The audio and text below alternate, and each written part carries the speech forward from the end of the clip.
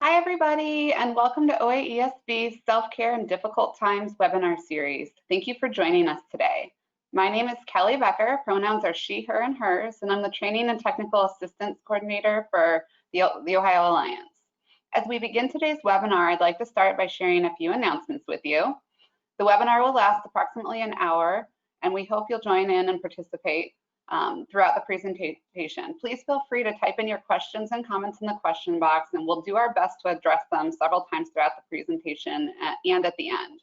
If you're experiencing any technical difficulties with your audio on your computer, you may listen in on your telephone by dialing the number in your registration email.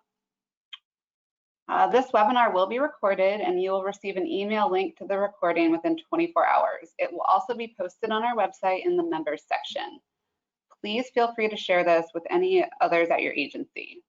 Lastly, we would greatly appreciate it if you could take a minute to complete the evaluation at the end of the webinar. It will be available in a window that will open up at the conclusion of the webinar, as well as in a follow-up email. I'm now going to hand it over to our presenter, Kasie Holmes. Hi, thank you so much. Can you hear me okay and everything? Absolutely. Yep. Awesome, great. Well, thank you so much for having me. It is truly an honor to be doing this. I love these types of conversations, and to tell you a little bit about myself, to be, answer your questions of like, what do you have to contribute to this conversation? I am a mental health therapist in the state of Florida. I'm currently not fully licensed. I am a registered intern. Basically just means I'm practicing under the supervision of someone for a couple years.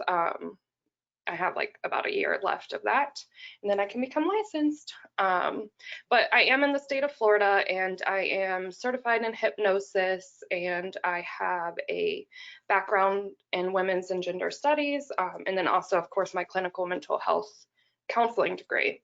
So, through those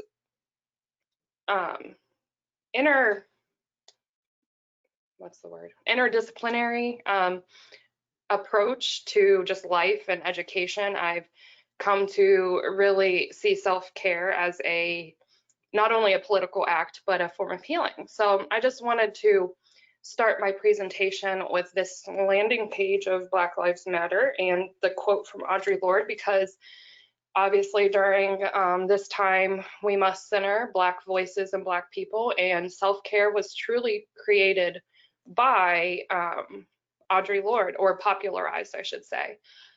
So I'll come back to this quote, but I think it's really important to start and set the tone of what reframing and reclaiming really means. And that is something that I will answer throughout this presentation so that you can better understand how reframing and reclaiming self-care might be beneficial to you and to the people that you serve. So the quote just simply is, caring for myself is not self-indulgence, it is self-preservation, and that is an act of political warfare.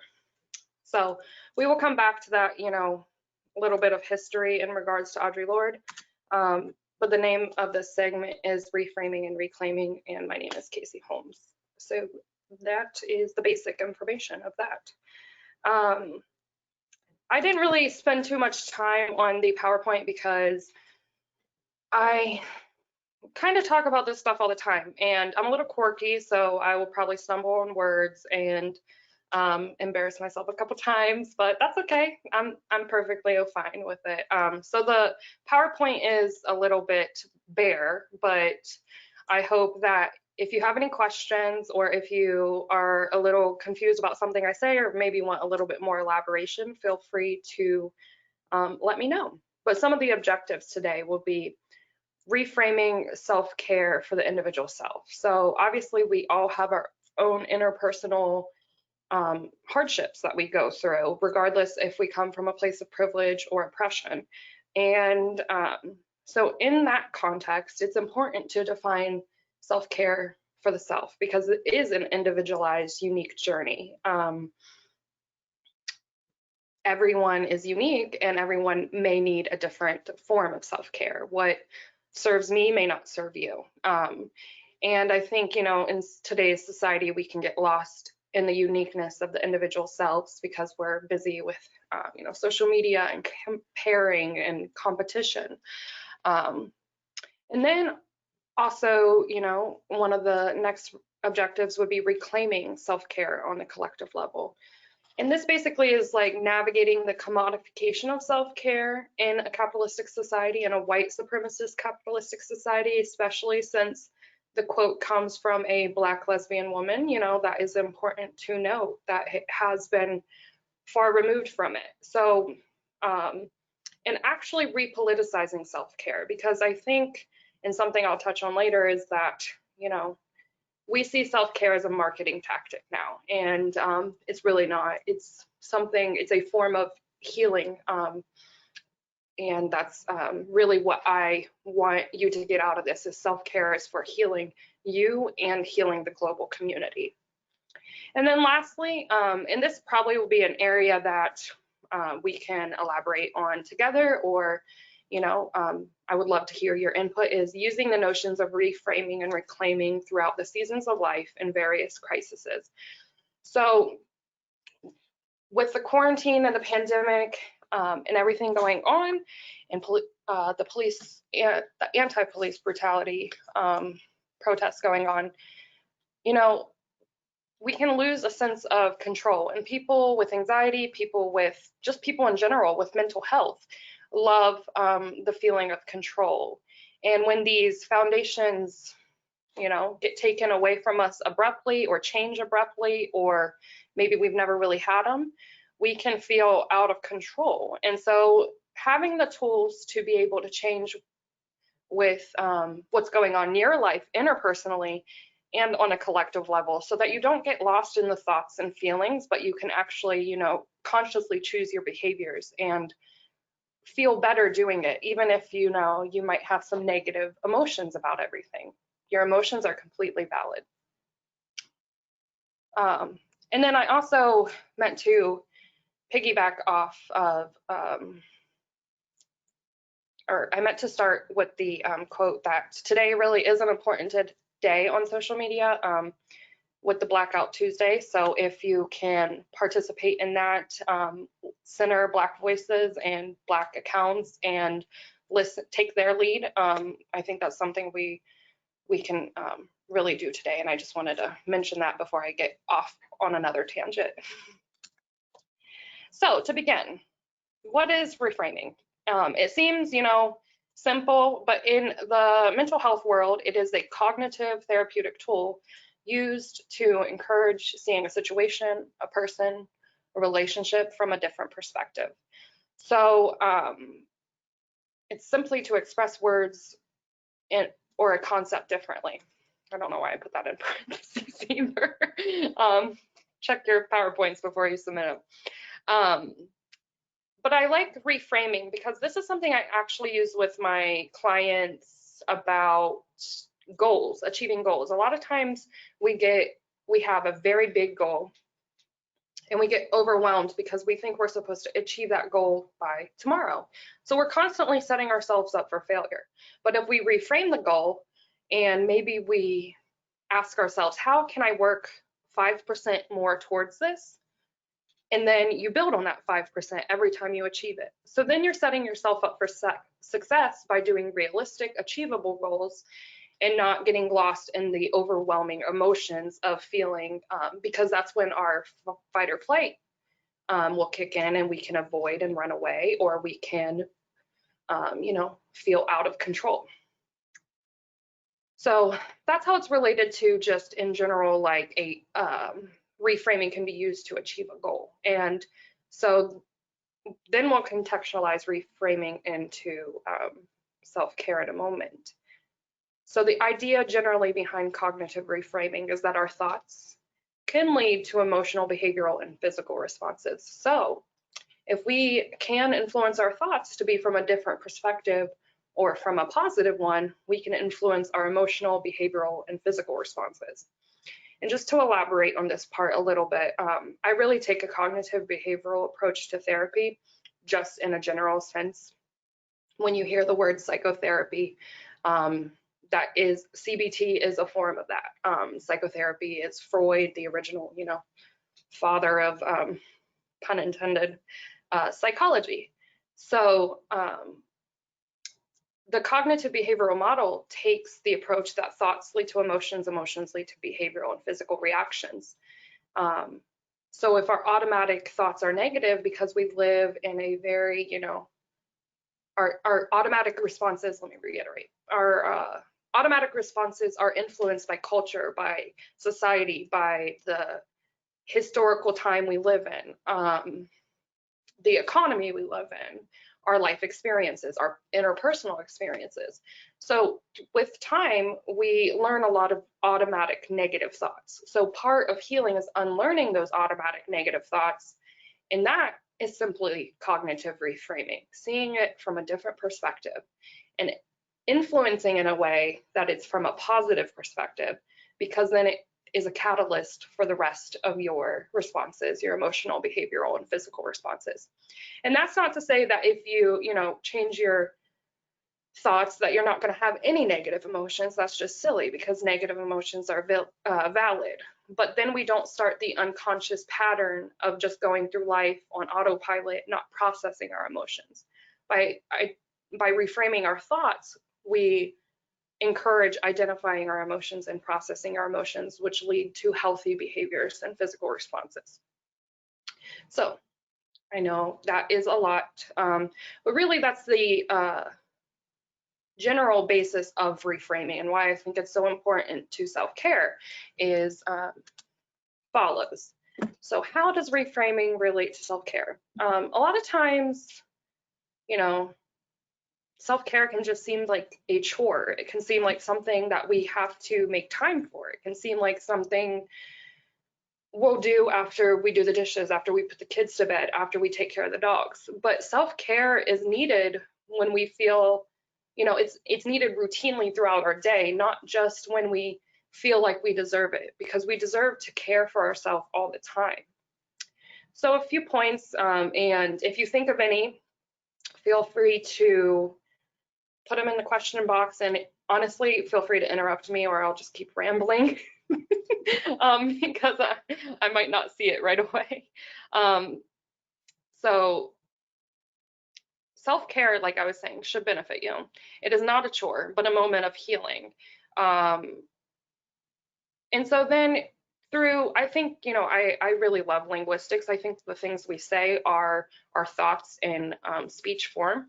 So if we can change our thought or change our language, then we can influence the change in our thoughts too. Because a little tidbit about the subconscious is it's 90% of our brain. It controls our physiological responses, our fight or flight system, our autopilot. So from here to like 30 seconds, give or take, is your conscious brain. It's 10% of your brain. Everything else you do is coming from your unconscious brain. So, and your unconscious doesn't know the difference between fantasy and reality. So by using language, we can trick the mind or the subconscious into thinking we are achieving the goal that we want to achieve. So instead of saying, I want to do some self-care, that's not really, sedimentary. It's saying you just want to, not that you're going to. And a change of language can be self-care is a regular part of my life, or I am doing self-care by existing, so that's an example of reframing so that it doesn't feel like a chore. And then this other point I think will also tie into the not a chore part too, because sometimes we think that self-care has to be a grander act of a spa day or a day with the girls, or a face mask, a pedicure, a 20-minute meditation. It has to be all these things. That's not wrong necessarily, but it's not also not the only thing that self-care is. Like I was saying about the goals, self-care should be realistic. If you know you have an 8-hour workday, you have an event after work, maybe you're not, if you try to put pressure on yourself to also get a self-care 20-minute meditation or something in there, sometimes it can feel a little overwhelming because you have too much on your plate on that day. So, maybe just like on those days, reframing what self-care can be for that specific day. Self-care can look like doing 4 deep breaths right before a stressful engagement with an implicitly sexist coworker, especially if we remember that self-care is a political act. It doesn't have to be a, what's the word, materialistic act, which comes back in when I talk about the reclamation as well too.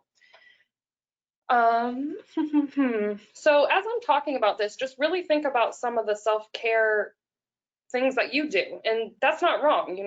Those are great. I love my plants. I love coffee. I love lemon water, and those don't really come to mind when you think of self-care, but sometimes when I wake up in the morning, I have a digestive issue, and I recognize it and it makes me uncomfortable. So I go to the fridge and I get a lemon and put it in my water. And in that moment, I'm choosing to put myself first, right? It seems little, but it's recognizing that I don't feel 100%, and that's okay.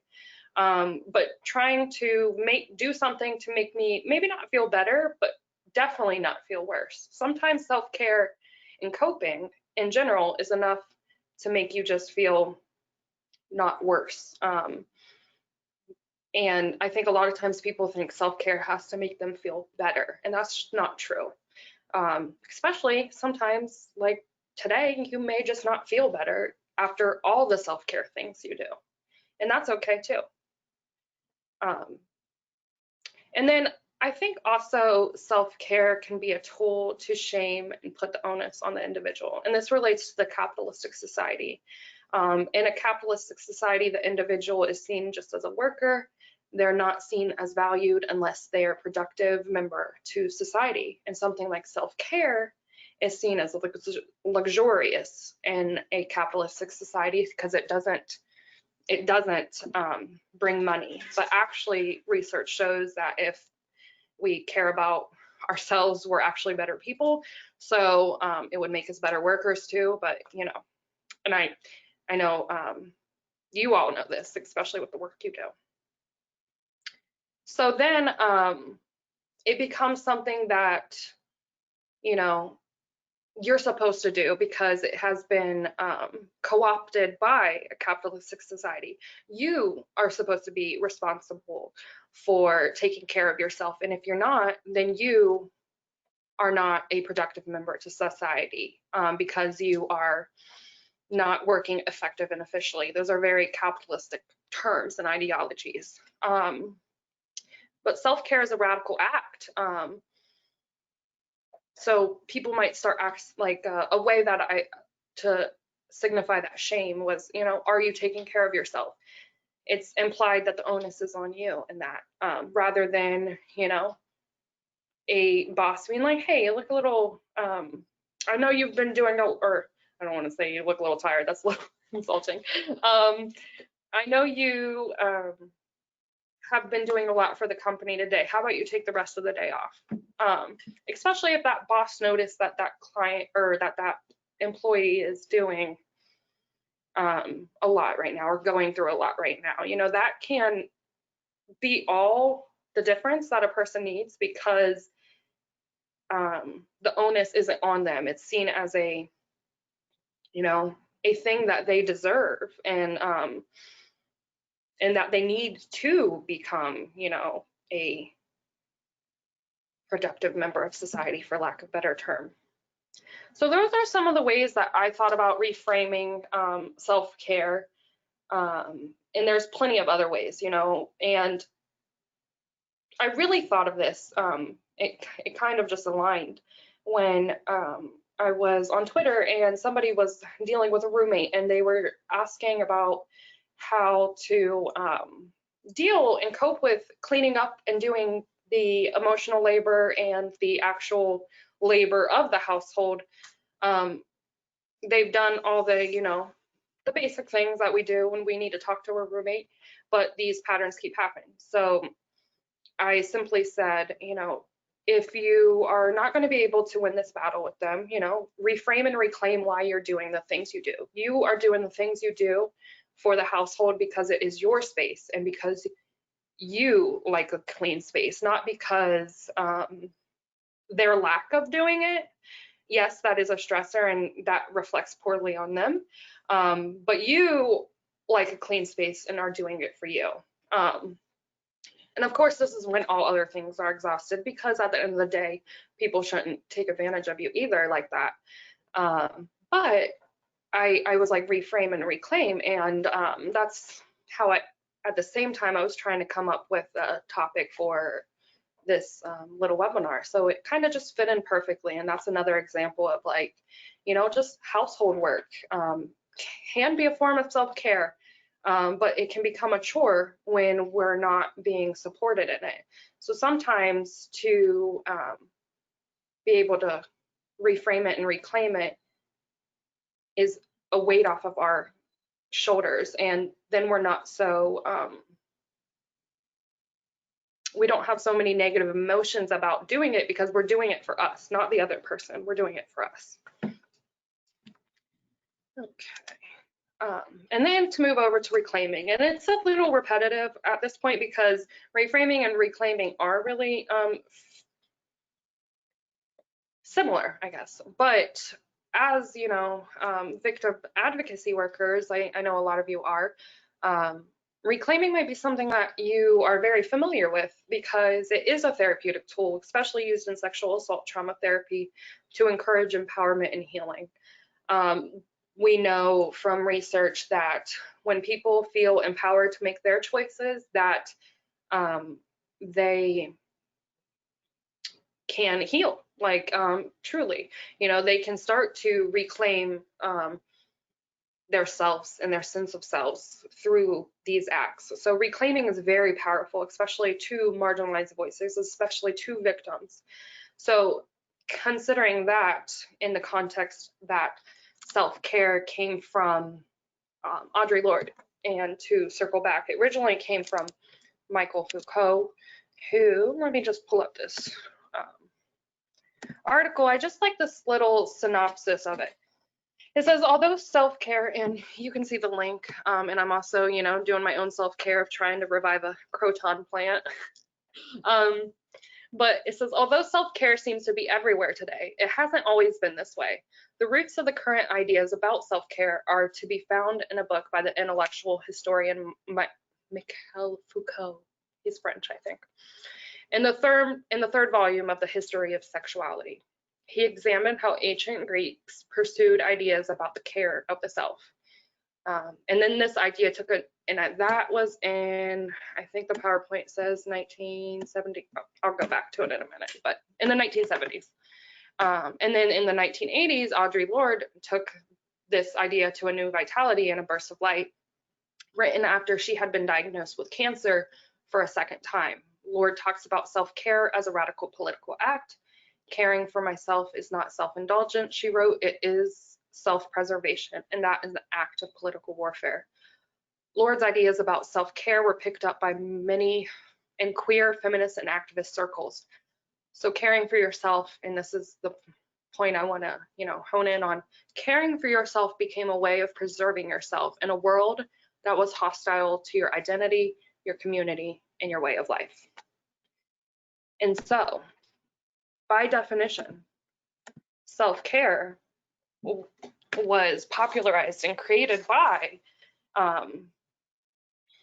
a Black lesbian woman, and now today, fast forward in today's, capitalistic neoliberal society, every MLM, I think that's mid-level marketing person in your DM, uses it as a sales marketing pitch. And if you know Audre Lorde's politics, So how does reclaiming relate to self-care? Again, the idea was popularized by a Black lesbian woman, used in feminist victim advocacy and mental health spaces and queer spaces. I meant to add that into the PowerPoint, and has been co-opted by corporate America. And not just corporate America, but middle class, hegemonic white America, who already has the privileges of living a life of self-care, a luxurious life, right? And so I think, and I'm probably not the only one, that it's time to return self-care to marginalized people. And so to really repoliticize self-care, and recontextualize it and reclaim it. And then really that just leads to, what does reframing and reclaiming self-care look like today in this collective moment to the individual self? And so, you know, reframing, obviously a lot of things are going on. Reframing to the individual, I hone in on that because obviously we can reframe on a collective level as well, and I encourage that. But something I say to my clients all the time is, you can only do what you can do, or you only know what you know. So either, you know, in the sense of doing what you can do, is reframing self-care to that same point. If I am, I'm trying to think of a stressful situation. Let's say if I'm one of the protesters down in Chicago, a lot of things are happening in Chicago, Louisville, California, New York, Florida, like Ohio, I know, Columbus. So if I was one of the protesters, and I was having, you know, a moment of panic or a moment of heart, you know, the physical symptoms, heart rate increase, you're shaking, or maybe you're just getting tunnel vision, or maybe you're getting dizzy, or maybe you are simply just kind of like existing and not really being able to, like, kind of like a frozen stance. In that moment, you might need to reframe what self-care looks like, because you can't just go out and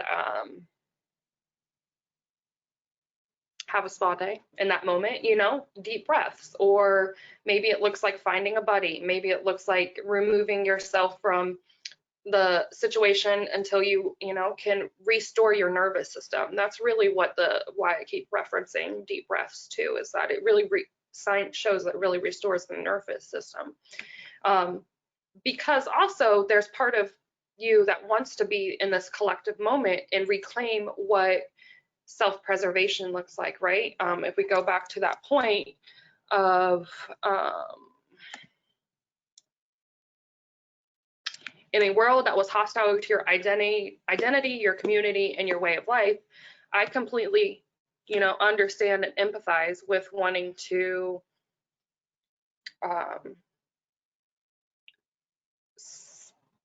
go and protest in a global pandemic, knowing the risks, because the reality is it's already hostile to your identity, to your way of life. And so to be able to participate in this collective moment of reclaiming, because that is an act of self-care, is, you know, reclaiming even the right to live, the right to have joy, the right to exist, is self-care. By the very definition. So being able to participate that for the collective, but also reframing it in the individual moments, because we are all unique individuals, and maybe we aren't able to go out and protest. So maybe we have to be okay with organizing at home, or maybe we have to be okay with setting boundaries. That's something I wanted to reframe as a point of reframing. You know, but part of self-care is setting boundaries, and that boundaries can look like physical boundaries, emotional boundaries, financial boundaries, and personal boundaries. You know, boundaries are something that you don't have to express with other people, but you know them for yourself. You know what you can do, what aligns with your values, what lines you are willing to cross, and what lines you can't cross. So boundaries are important reclamation and reframing of self-care. And I did put a few examples at the bottom. So I want to make sure to talk about these, because maybe not all of them, but some of them. Reparenting the inner wounded child. I bring this up because Somebody you may know on Instagram, the Holistic Psychologist. She's amazing. If you don't follow her, follow her. She's so brilliant. And she talks about an idea of consciousness as a form of healing, but she also talks about reparenting the inner wounded child. And her way of reparenting is through four tenets. Which one is self-care? Going to the doctor when we don't feel good, taking a mental health day, saying we're physically sick and taking a mental health day because we don't have to justify our reasons to anyone. Screaming in a pillow. Self-care can be, shopping within limits. It can also be bad if we go crazy with the shopping. But self-care is one of the tenets of reparenting that she talks about. And joy is another tenet. And I think that's really closely related to self-care, because who gets to experience joy in our society? Those are the questions that we need to reflect on as we're having these conversations. But we all have an inner child, and that inner child wants to play. That inner child wants to have fun, just live life. And so honor that inner child and have just playful joy in your life. And that is a form of self-care. So they're all connected, even though they're separate. The third one she talks about is emotional regulation. Your emotions are valid. You, especially during this time, you can experience your happiest day and your saddest day and your angriest day all in the same day, because emotions are fleeting. But when we're emotionally dysregulated, it controls our behaviors. It controls our physical reactions, because remember, our physiological responses are housed in our subconscious as well. So,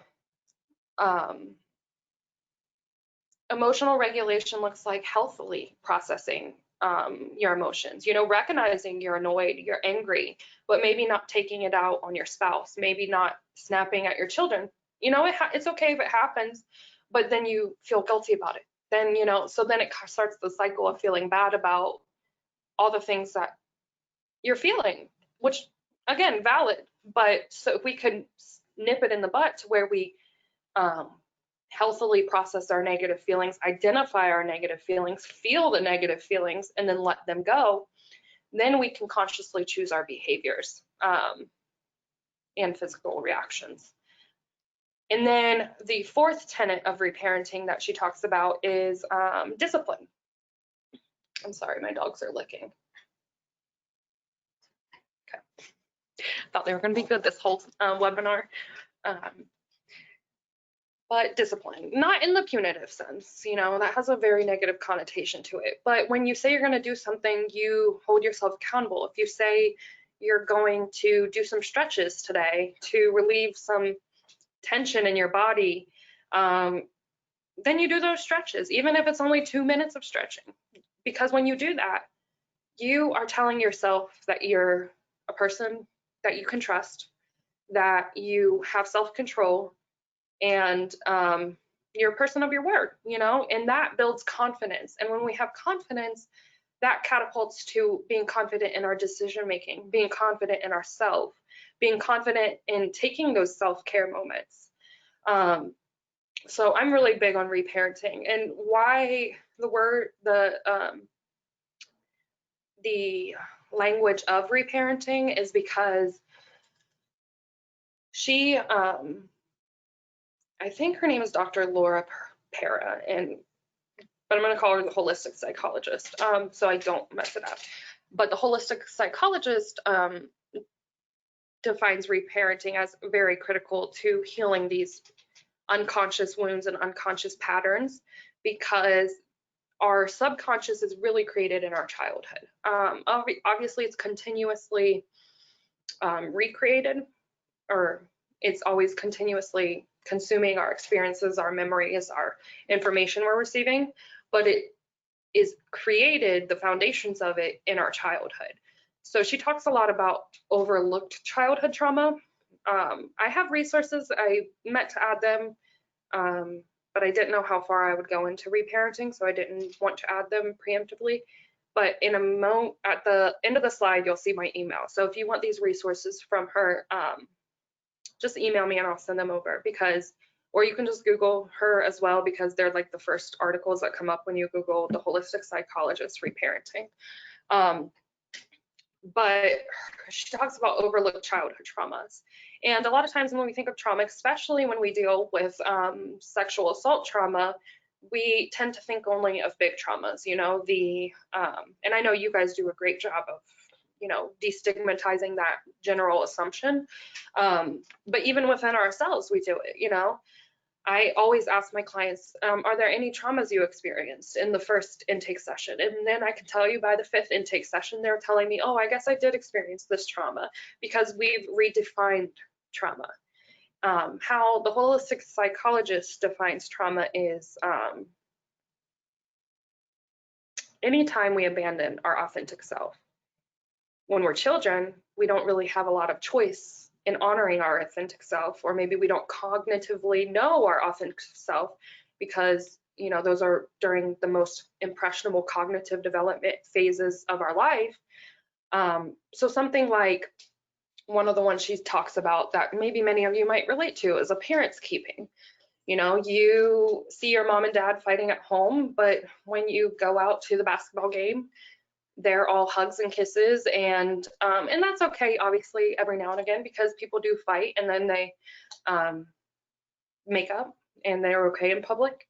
But what she's talking about is the routine pattern of it is like at home, it is a different story than what it is on the outside. And that is a childhood trauma or an overlooked childhood trauma, because your truth is being shooken. Basically, you're being gaslighted. And so a lot of these traumas talk about like gaslighting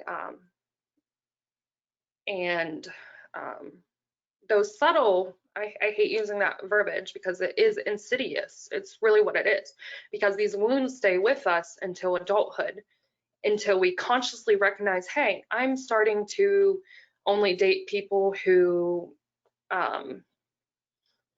treat me this way. And it's not your fault. I'm not, you know, saying that at all. Like, it's not the person's fault.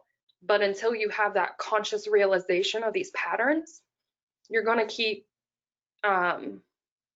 subconsciously seeking out what you were exposed to in childhood, right?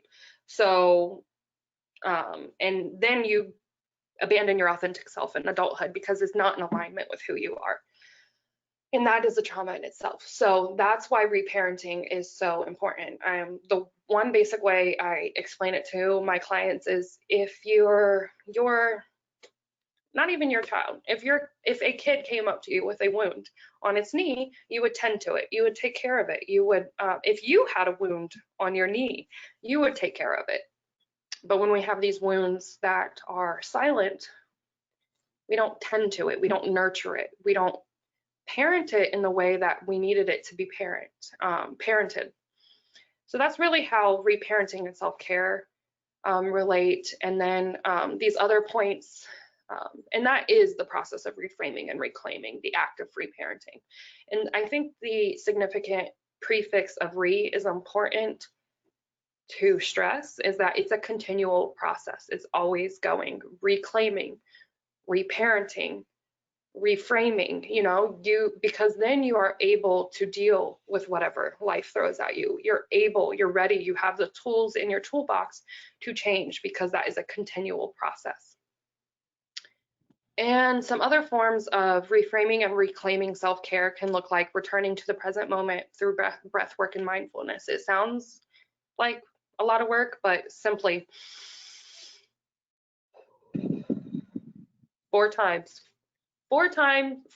deep breaths like that, 4 seconds in, 4 seconds out, 4 times throughout your day. It routinely restores your nervous system. And so maybe it doesn't make you feel better, doesn't get rid of the anxiety, doesn't get rid of the stuff, but it takes some load off of your threshold. So if anything else piles on, you're a little bit restored. You're a little bit calmer, maybe only 5% more than you were before. And through using your breath as an anchor to return to the present moment, because a lot of our anxieties are about past and future stuff. Center your mental, emotional, and physical health. That is an act of self-care, point blank period. Go to the doctors, go to the therapy, take your medication, whatever it is, whatever it looks like to you. A simple morning and night routine. Nothing too intense or you're not going to commit to it. But your brain loves repetition. So the more you do something, the more easier it's going to become your autopilot. And then you won't have to think about it.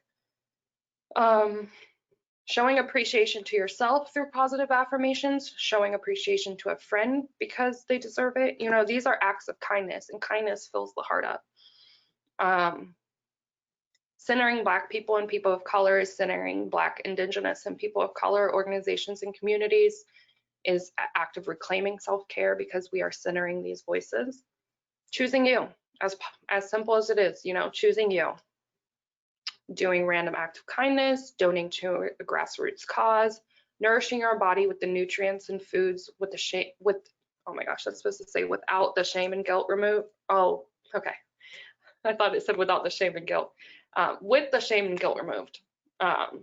You know, something I really like for that is intuitive eating. I have great TikTok resources, funny, I know, that really talks a lot about intuitive eating. So if you're interested, feel free to reach out to me and reflect on your thoughts and feelings. You know, they come and go. They're automatic responses to whatever we're experiencing in that moment.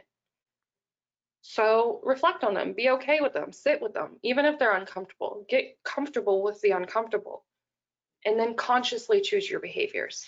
And then you won't have to deal with the cycle of feeling bad about whatever that behavior was, you know? So I know I just talked a lot, and I could talk even more, surprisingly, because I really love this stuff. But if you have any questions or want resources, you can put them into, well, if you want resources, email me because I have to send it. But if you have any questions right now, if you had any ideas pop up, I'm gonna see if anyone said anything. I don't think so. I don't even know what the question was. We just had a couple comments, not really questions. Some folks, okay, cool. Let's see. Yes, every 5 minutes, break, stretch, visualization, stretch. And then we had someone say, thank you, we love this. Awesome. Well, any other, you know, questions or concerns or comments? I know I was like tangents and I say and like a lot, but you know, I'm unapologetically me. So feel free to be open with me if you have any questions or comments.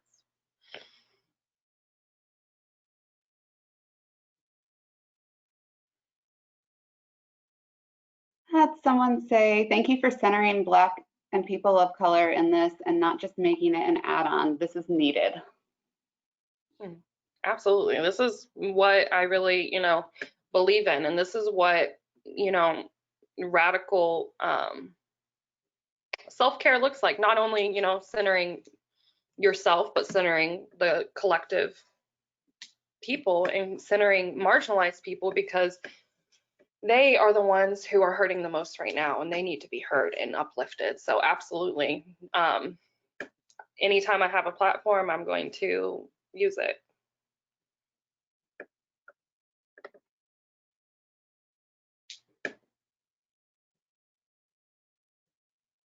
And I think something I did want to add, because I know a lot of you do this heavy work, is a lot of times when things like this happen, you know, other people, outside people who don't really, hegemonic white people, you know, let's just call it what it is, get involved, corporations get involved. It can feel like we aren't doing enough then because maybe they are just like responding to the shockness of it.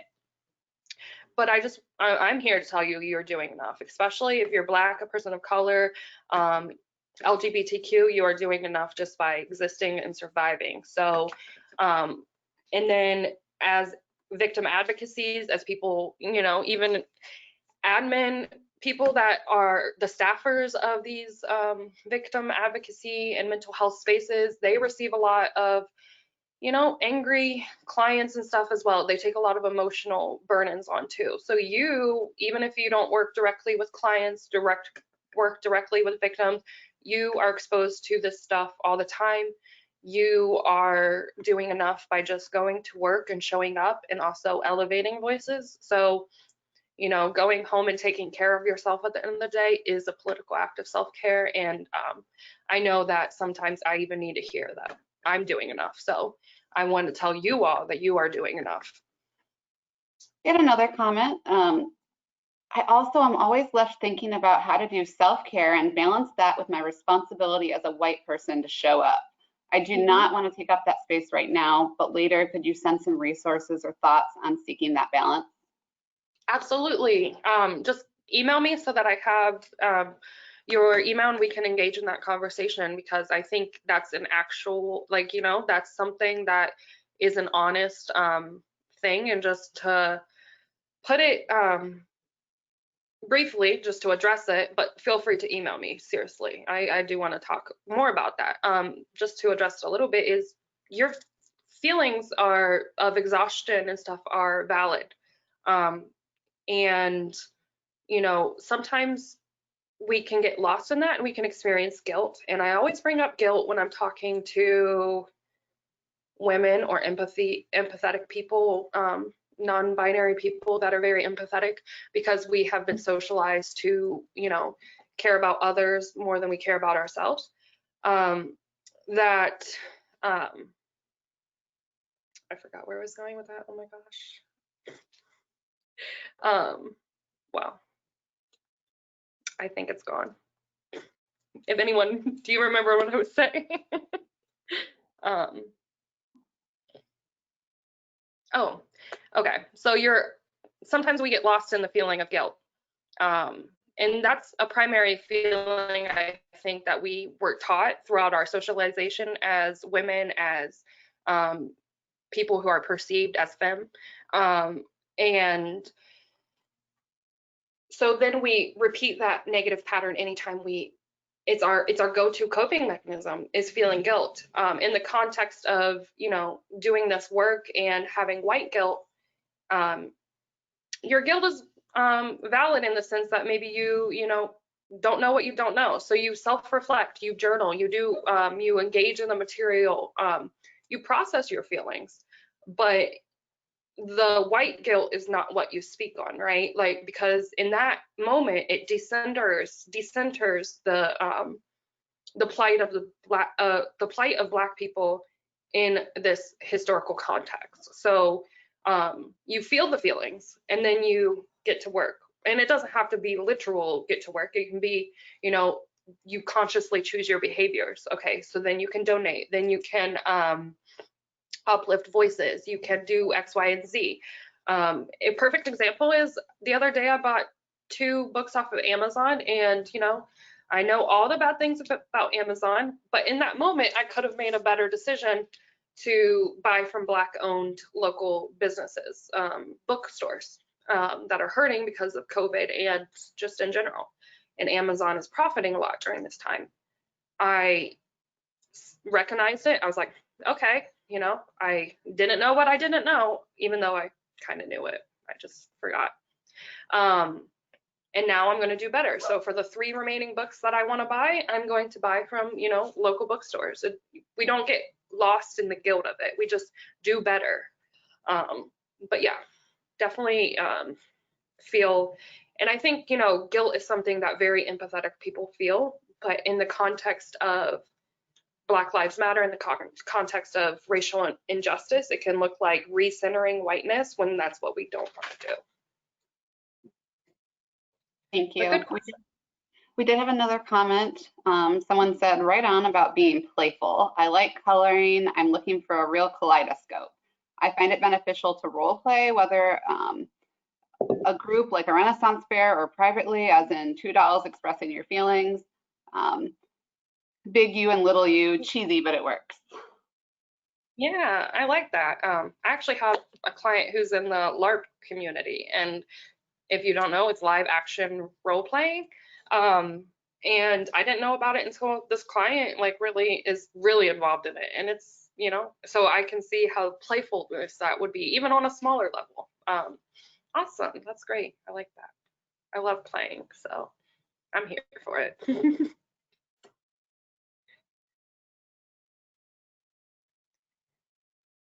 So far, no other comments or questions. So maybe we can give folks another minute or two. And if nobody has anything else to say, then we'll go ahead and end a couple minutes early.